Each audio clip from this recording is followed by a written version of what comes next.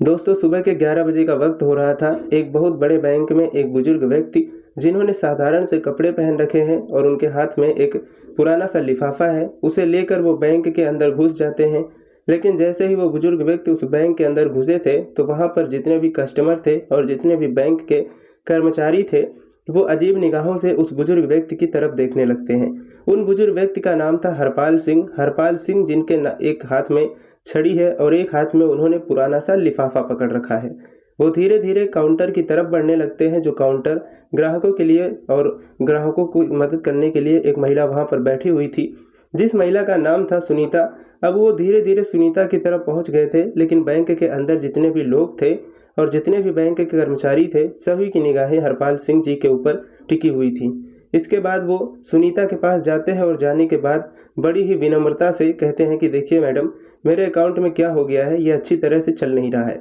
ऐसा कहकर हरपाल सिंह जी उस लिफाफे को सुनीता की तरफ बढ़ाते हैं, लेकिन सुनीता हरपाल सिंह जी के कपड़ों को देखकर उन्हें जज करती है और कहती है कि बाबा, क्या आप गलत बैंक में तो नहीं आ गए? मुझे लगता है कि आपका खाता इस बैंक में नहीं होगा।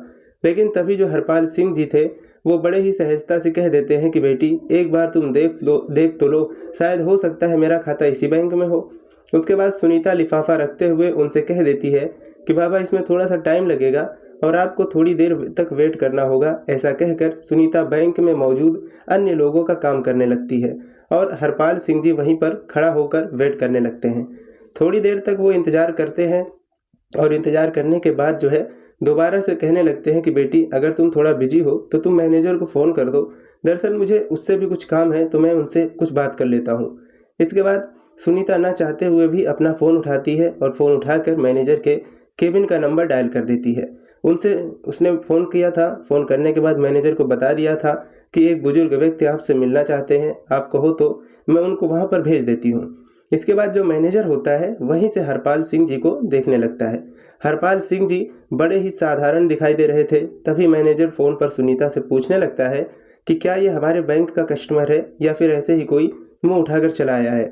तो वो कहती है कि सर, ये बात तो मुझे नहीं पता है, लेकिन ये आपसे मिलने की बात कर रहे हैं। तो उसके बाद मैनेजर कहता है कि ऐसे लोगों के लिए मेरे पास टाइम नहीं है, तुम ऐसा करो, इन्हें बिठा दो और थोड़ी देर बैठकर यहाँ से चले जाएंगे। ऐसा कहकर सुनीता को आदेश मिल गया था बैंक मैनेजर की तरफ से, और सुनीता हरपाल सिंह जी को वहाँ पर वेटिंग एरिया में बैठा देती है।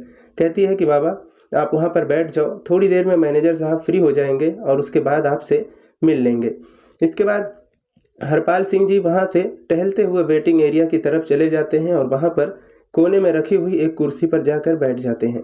तब सभी लोग अभी तक ही हरपाल सिंह जी की तरफ देख रहे थे, क्योंकि वहाँ पर जितने भी कस्टमर आया करते थे, वो अच्छे खासे सूट बूट में आया करते थे। लेकिन हरपाल सिंह जी ने साधारण से कपड़े पहन रखे थे और देखने से लग भी नहीं रहा था कि इनका अकाउंट इस बैंक में होगा, क्योंकि उस बैंक के अंदर काफ़ी अमीर लोग के अकाउंट रहा करते थे और यहाँ पर हरपाल सिंह जी का अकाउंट होने का कोई सवाल ही नहीं पैदा हो रहा था। इसी वजह से हरपाल सिंह जी आकर्षण का केंद्र बन गए थे और सभी लोग इनकी तरफ घूर घूर कर देखे जा रहे थे और तरह तरह की बातें उनके बारे में बना रहे थे। ये बातें हरपाल सिंह जी को भी सुनाई देती हैं, लेकिन वो इन सभी चीज़ों को इग्नोर करते हैं और अपना नंबर आने का इंतज़ार करते रहते हैं। वो सोचते हैं कि बड़ी देर में मैनेजर आएगा, थोड़ी देर में मैनेजर आएगा और उससे मैं बात कर लूँगा।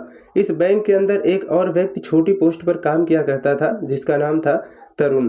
तरुण अभी बाहर गया हुआ था और जैसे ही वो बैंक के अंदर आता है, तो वो देखता है कि एक बुजुर्ग व्यक्ति जो कि वेटिंग एरिया में बैठा हुआ है, उसकी तरफ सभी लोग देख रहे हैं और उसके बारे में तरह तरह की बातें कर रहे हैं। कोई उसे भिखमंगा कह रहा है, कोई कह रहा है कि इस बैंक के अंदर तो इसका अकाउंट हो ही नहीं सकता है और ये यहाँ पर कैसे आ गया, ऐसे लोगों को इन लोगों ने क्यों बैठा रखा है। इस तरह की बातें उसके बारे में चल रही थी और ये सभी बातें जो है तरुण भी सुन लेता है। तो उसके बाद तरुण सीधा हरपाल सिंह जी के पास जाता है और वहाँ पर जाकर बड़े आदर भाव से उनसे पूछता है कि बाबा, आप यहाँ पर क्यों आए हो और क्या काम है आपको। क्योंकि तरुण को ये सब कुछ बड़ा ही बुरा लगता है। वो बुजुर्ग व्यक्ति की हालत को देखकर थोड़ा सा परेशान हो जाता है और इसी वजह से वो उनसे पूछने के लिए गया था। वहाँ पर जाने के बाद वो बुजुर्ग व्यक्ति तरुण को बता देता है कि मुझे मैनेजर से मिलना है और उससे मुझे कुछ काम है। इस बात को सुनकर तरुण उनसे कहता है कि ठीक है बाबा, आप थोड़ी देर यहाँ पर वेट करो और मैं अभी मैनेजर से बात करके आता हूँ। इसके बाद तरुण मैनेजर के केबिन में जाता है और उन्हें उस बुजुर्ग व्यक्ति के बारे में बता देता है। लेकिन मैनेजर पहले से ही उस बुजुर्ग व्यक्ति के बारे में जानता था और कहने लगता है कि पता है मुझे, मैंने ही उसे वहाँ पर बैठा रखा है।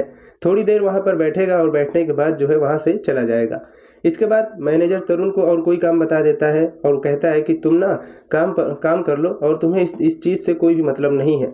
अब तरुण दूसरे काम में लग जाता है और धीरे धीरे उस बुजुर्ग व्यक्ति को वहाँ पर बैठे हुए लगभग 1-1.5 घंटा हो गया था। करीब 1.5 घंटे तक बुजुर्ग व्यक्ति अपना धैर्य रखता है, लेकिन उसके बाद उसे ये बात सहन नहीं होती। वो खड़ा होता है और खड़ा होने के बाद मैनेजर के केबिन की तरफ बढ़ने लगता है।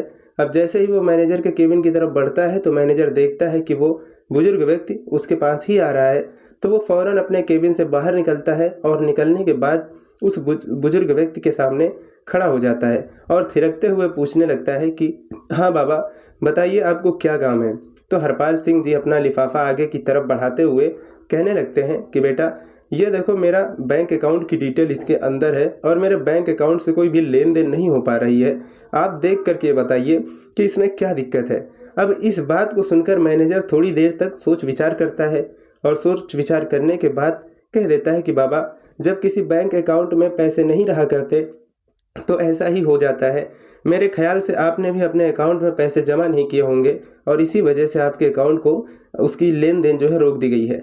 इसके बाद जो बुजुर्ग व्यक्ति होते हैं वो बड़े ही विनम्र भाव से कहने लगते हैं कि बेटा, पहले तुम एक बार अकाउंट को चेक तो कर लो, उसके बाद ही कुछ मुझे बताओ तो ही अच्छा रहेगा। इस तरह से तुम कैसे बता सकते हो। तो मैनेजर हंसने लगता है और हंसते हुए कह देता है कि बाबा, ये सालों का एक्सपीरियंस है और सालों से मैंने यही काम किया है। अब और आप जैसे लोगों की शक्ल को देखकर मैं बता देता हूँ कि कौन व्यक्ति किस तरह का है, किसने अपने अकाउंट में कितना पैसा जमा किया होगा। तो आपके अकाउंट में तो मुझे कुछ भी दिखाई नहीं दे रहा है और मैं चाहता हूँ कि अब आप यहाँ से चले जाओ। सभी कस्टमर आपकी तरफ देख रहे हैं और बैंक के अंदर एक अलग तरह का माहौल क्रिएट हो रहा है। इसके बाद हरपाल सिंह जी उस लिफाफे को उसी टेबल पर रखते हैं और कहते हैं कि ठीक है बेटा, मैं तो चला जाऊंगा, लेकिन तुम इस लिफाफे में जो भी डिटेल लिखी हुई है उनको एक बार ज़रूर से देख लेना। ऐसा कहकर हरपाल सिंह जी वहाँ से जाने लगते हैं और जाते जाते जैसे ही वो गेट पर पहुँचते हैं तो फौरन मुड़कर कहते हैं कि बेटा, तुम्हें ये सब कुछ करने का बहुत बुरा नतीजा भुगतना पड़ेगा। ऐसा कहकर हरपाल सिंह जी वहाँ से बैंक के मेन गेट से बाहर निकल गए थे और टहलते टहलते वहाँ से चले जाते हैं। इसके बाद जब मैनेजर को ये बात सुनाई देती है कि तुम्हें बहुत कुछ भुगतना पड़ेगा तो थोड़ा सा उसे लगता है, लेकिन फिर वो सोचता है कि बुढ़ापे में ऐसे ही कह दिया होगा, कोई भी कैसी भी दिक्कत नहीं है। मैनेजर अपने काम धंधे को करने चला जाता है। इधर टेबल पर वो लिफाफा पड़ा हुआ था जिस लिफाफे के अंदर बुजुर्ग व्यक्ति के बैंक अकाउंट की डिटेल थी। इसके बाद जो तरुण होता है वो उस लिफाफे को उठा लेता है और अपने क्रिएटर के सर्वर में लॉगिन करके उस लिफाफे के अंदर दी गई जानकारी के हिसाब से ढूंढने लगता है। ढूंढने के बाद जब पुराना रिकॉर्ड खंगाला जाता है तो उससे पता चलता है कि ये जो व्यक्ति है यहाँ पर आया था, यह इस बैंक का एक तरह से मालिक ही है, क्योंकि इस बैंक के शेयर इसके पास ही हैं। अब इस बात को सुनकर वो बड़ी ही हैरान होता है और भी अच्छी तरह से उस डिटेल को पढ़ने लगता है। तो डिटेल को पढ़ने के बाद वो पूरी तरह से कन्फर्म हो जाता है कि ये इस बैंक के मालिक ही हैं। इसके बाद तरुण उस रिपोर्ट की कॉपी निकालता है और कॉपी निकाल कर बैंक मैनेजर के पास जाने लगता है। बैंक मैनेजर जो अपने केबिन में किसी अमीर कस्टमर से बात कर रहे थे और उन्हें तरह तरह की स्कीमें बता रहे थे। इसके बाद तरुण नॉक करता है और नॉक करने के बाद केबिन के अंदर आने लगता है। बैंक मैनेजर उसे इशारा करता है और इशारे से पूछने लगता है कि किस लिए तुम आए हो यहाँ पर। उसके बाद जो तरुण होता है वो इशारों से ही बता देता है कि ये एक रिपोर्ट है जो उस व्यक्ति की है जो वहाँ पर आया था और आपने उसे ऐसे ही यहाँ से भेज दिया था। आप एक बार इस पर नज़र डालेंगे तो अच्छा रहेगा। ऐसा कहकर तरुण ने वो रिपोर्ट मैनेजर साहब के टेबल पर रख दी थी। लेकिन तभी जो मैनेजर साहब होते हैं अपने उस क्लाइंट से थोड़ी देर के लिए एक्सक्यूज़ लेते हैं और कहते हैं कि देखो भाई तरुण, हमारे पास ऐसे वैसे लोगों के लिए टाइम नहीं है। इसके बाद तरुण बड़े आदर भाव से मैनेजर साहब से कहने लगता है कि अगर आप इसको एक बार देख लो तो बड़ा ही अच्छा रहेगा। लेकिन जो मैनेजर है वो उस रिपोर्ट को आगे की तरफ सरकाते हुए कहता है कि मुझे इसको नहीं देखना है और मुझे ऐसे कस्टमर में कोई भी दिलचस्पी नहीं है। ऐसा कहकर उसने रिपोर्ट को तरुण की तरफ बढ़ा दिया और तरुण उस रिपोर्ट को वहाँ से लेकर अपने काम धंधे में लग जाता है। बैंक के अंदर का माहौल अब शांत हो गया था। सभी लोग अपने अपने काम में लग गए थे और धीरे धीरे शाम हो जाती है। उसके बाद दूसरे दिन उसी टाइम पर, जिस टाइम पर हरपाल सिंह जी आए थे, उसी टाइम पर फिर से आते हैं। लेकिन आज उनके साथ एक सूट बूट वाला व्यक्ति था जिसके हाथ में एक ब्रीफ केस था। और अंदर आने के बाद वहाँ पर सभी लोगों का ध्यान अपनी तरफ खींचते हैं। इसके बाद में मैनेजर को अपनी तरफ आने का इशारा करते हैं, तो मैनेजर भी डरते हुए अपने केबिन से निकलकर हरपाल सिंह जी के सामने आकर खड़ा हो गया था। तभी हरपाल सिंह जी मैनेजर से कहते हैं कि मैनेजर साहब, मैंने आपसे कहा था ना कि ये बात आपको बहुत भारी पड़ेगी। आपने जो कुछ भी कल मेरे साथ किया था वो बिल्कुल भी बर्दाश्त के लायक नहीं है। तो अब आप अपनी सज़ा भुगतने के लिए तैयार हो जाइए। इस बात को सुनकर मैनेजर थोड़ा सा बौखला जाता है, लेकिन फिर वो सोचता है कि क्या सज़ा मुझे दे सकते हैं, भला ये मेरे साथ क्या कर सकते हैं। उसके बाद हरपाल सिंह जी कहते हैं कि तुम्हें मैनेजर के पद से हटाया जा रहा है और तुम्हारी जगह इस बैंक में काम करने वाले तरुण को मैनेजर बनाया जा रहा है और तुम्हें फील्ड का काम कर देखना होगा। इस बात को सुनकर मैनेजर थोड़ा सा बौखला जाता है और वो कहने लगता है कि आप होते कौन हो मुझे इस तरह से हटाने वाले। तो हरपाल सिंह जी कह देते हैं कि मैं इस बैंक का एक तरह से मालिक ही हूँ, समझ लो, क्योंकि 60% शेयर वैल्यू मेरे पास है और मैं चाहता हूँ तो तुम्हें हटा भी सकता हूँ और किसी और को तुम्हारी जगह लगा भी सकता हूँ। ये बात सुनकर बैंक के अंदर जितने भी कर्मचारी थे और जो कुछ कस्टमर कल भी इसी बैंक के अंदर आए थे और आज भी आए थे, वो सभी लोग एकदम से हैरान हो जाते हैं और हरपाल सिंह जी की तरफ बड़ी हैरानी से देखने लगते हैं। इसके बाद वो व्यक्ति जो हरपाल सिंह जी के साथ आया था, वो अपने उस सूटकेस को खोलता है और खोलने के बाद उसमें से एक डॉक्यूमेंट निकालता है जो कि तरुण की प्रमोशन का था।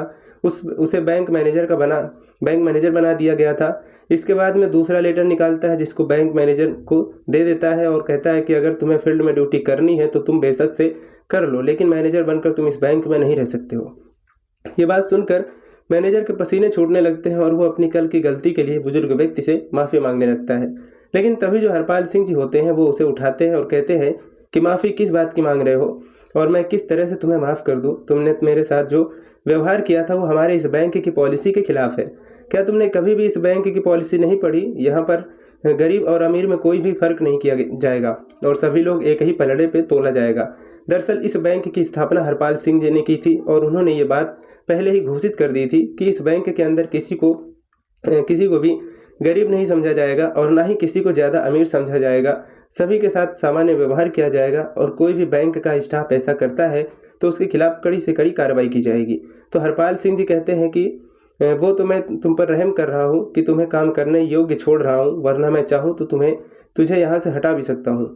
तो जो तुमने मेरे साथ जो किया है वो बिल्कुल भी किसी के साथ नहीं होना चाहिए, चाहे तुम्हारे बैंक में काम करने वाला तरुण जिसके साथ मैं कुछ भी नहीं था, लेकिन फिर भी उसने मुझे आकर पूछा और मेरे लिए कुछ करना चाहा, तो इस पोस्ट के लिए वो असली हकदार है, ताकि वो ग्राहकों को अच्छी तरह से समझ सके और उनके कपड़ों को देखकर उनको जज ना कर सके। ऐसा कहकर हरपाल सिंह जी सुनीता को बुलाते हैं और सुनीता को भी इस बात के बारे में फटकार लगाते हैं। कहते हैं कि मैं पहली गलती समझकर तुम्हारी इसे माफ़ कर रहा हूँ, लेकिन बैंक के अंदर कोई भी व्यक्ति अगर आए तो उसको उसके कपड़े से जज नहीं करना है, उसके बारे में तसल्ली से देखना चाहिए। अगर तुम मुझे पहले से ही हैंडल कर लेती तो इस मैनेजर के पास मुझे नहीं जाना पड़ता और मुझे ये ज़्यादा अपमान का सामना नहीं करना पड़ता। इसके बाद सुनीता हाथ जोड़ने लगती है और उनसे माफ़ी मांगने लगती है। कहती है कि बाबूजी मुझे माफ़ कर दो, मुझसे बहुत बड़ी गलती हो गई और आगे से आपको ऐसी कुछ भी देखने को नहीं मिलेगा। इसके बाद हरपाल सिंह जी वहाँ से उस व्यक्ति के साथ वापस जाने लगते हैं और सभी लोगों से कह कर गए थे कि तरुण से बहुत कुछ तुम्हें सीखने की ज़रूरत है और इसे जितना हो सके उतना सीख लीजिए, तुम्हारे लिए अच्छा होगा। अब मैं बीच बीच में यहाँ पर किसी न किसी को भेजता रहूँगा जो तुम्हारी इन हरकतों के बारे में अच्छी तरह से मुझे रिपोर्ट दे सके। ऐसा कहकर हरपाल सिंह जी वहाँ से चले गए थे और बैंक का पूरा स्टाफ इस बारे में बात करने लगता है और सोचता है कि अब अच्छी तरह से काम करना होगा, कहीं अगली बार उनका नंबर ना आ जाए। इस बात को सोचकर पूरा बैंक सुधर जाता है और सभी लोग अच्छी तरह से उस बैंक के अंदर काम करने लगते हैं। हरपाल सिंह जी का ये कारनामा चारों तरफ फैल गया था और सभी लोग उस बैंक की बड़ाई करने लगते हैं और कहते हैं कि मालिक हो तो ऐसा हो, वरना बेशक से ना हो, क्योंकि ज़्यादा मालिक अपने बैंक को खोल कर चले जाते हैं, फिर चाहे पीछे मैनेजर किस तरह का काम करे या पीछे से कोई भी कर्मचारी कैसा भी काम करे, उन्हें इस चीज़ से कोई भी मतलब नहीं होता। लेकिन हरपाल सिंह जी ने अपने ओनर होने का पूरा कर्तव्य निभाया और उस बैंक के कर्मचारियों को अच्छा सा सबक सिखाया। आप क्या कहना चाहते हो हरपाल सिंह जी के बारे में? आप क्या कहना चाहते हो वो तरुण के बारे में? आपकी जो भी राय है वो कमेंट बॉक्स में लिख सकते हो। लोगों के साथ शेयर कर सकते हो। और हमारी वीडियो अच्छी लगी हो तो वीडियो को लाइक और चैनल को सब्सक्राइब करें, ज़रूर करें, ताकि मेरा हौसला बढ़ता रहे और मैं आप लोगों के लिए ऐसे ही अच्छी अच्छी कहानियाँ लेकर आता रहूँ।